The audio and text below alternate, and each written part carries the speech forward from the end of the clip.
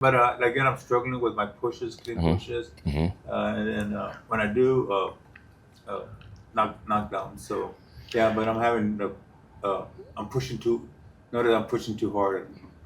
Getting I'm poke getting a marks, lot of sharp, I'm getting a lot of sharp poke stuff. marks. Yeah, Yeah. I've got some more content coming out, but so we call it muddling. So it's the little sharp poke marks, creating more texture in the paint, sharp highs.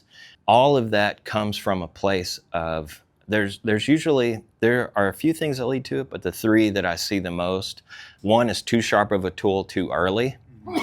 Bless you. So too sharp of a tool too early, and then pushing, forcing and not flexing with the metal. So when we push with the metal, because really, and I'll probably mention it again as I start lecturing pushing, but we are metal masseuses. And if you've ever had a massage, if you have a knot if you had a knot in your shoulder or your neck, if somebody was to massage that out, they wouldn't just take their thumb and just dig right into it and expect for that to relieve, those toxins to relieve, and be pushed out of that gathering, that tension, which is funny, we refer to it as tension, but in metal, tension is stretching. But that tense area, that real tense, if they just dug right in, they're going to injure you. You're going to get bruised. And so a good masseuse is going to, the first few like strokes or pushes are going to be from a place of relaxing or creating energy to get some of that going first before they add intensity. And then once the patient is relaxed a little bit, they can start getting more intense. And now they're going to be a lot more effective at working out those toxins and relieving that knot. It's the same thing in metal. Metal doesn't want to be forced right away. And our first part of the lecture today is we're going to talk a little bit about the science of the metal. Um, and I mention that because at the atomic level, we can start forcing metal to move without realizing we are pushing from a place of force and not just flexing with that metal.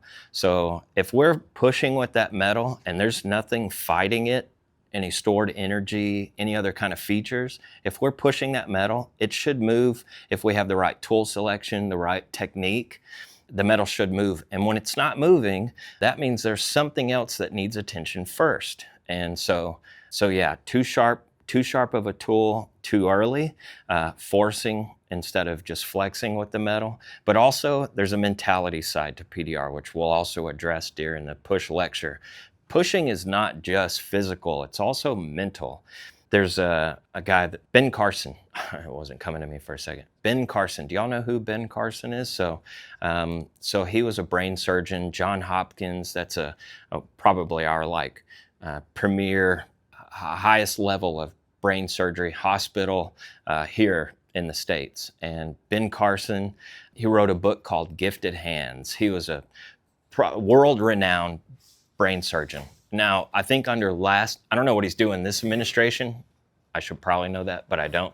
But under the last administration, under Trump, he was the director of Health and Human Resources. But so food stamps, all of that stuff, Medicaid or medical stuff. Anyways, he was the director of that. But he wrote a book called Gifted Hands. And in there, he talks about his upbringing and his process to becoming, one of the greatest brain surgeons.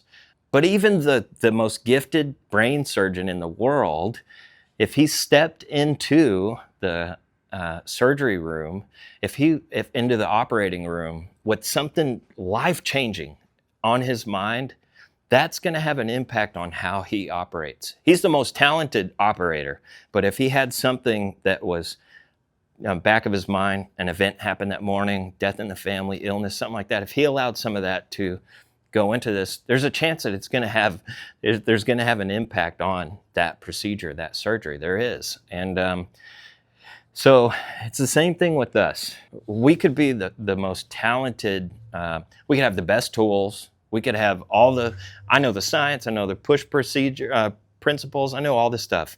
But if you go into it with a certain mentality, if you pair up the physical side of PDR with a poor mental side of PDR, there is going to be an impact in the results that you're seeing in the metal. So part of your pushing when you're creating high spots is mental. If you push with the mentality of, I need to see this metal move, then at the atomic level, you are going to move more metal than you realize. Our eyes, very intricate, the way God designed, and I won't preach, but the way God designed the eyes is just, it's wild, man. Our eyes are wildly intricate, but our eyes also only see change at a certain percentage.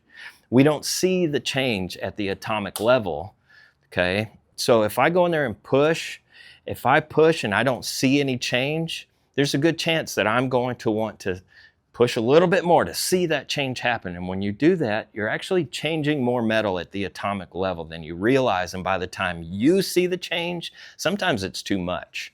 And so too sharp of a tool too early, forcing and not flexing, but also pushing with the mentality of, I need to see this metal move. And when you do that, you're going to create sharp features.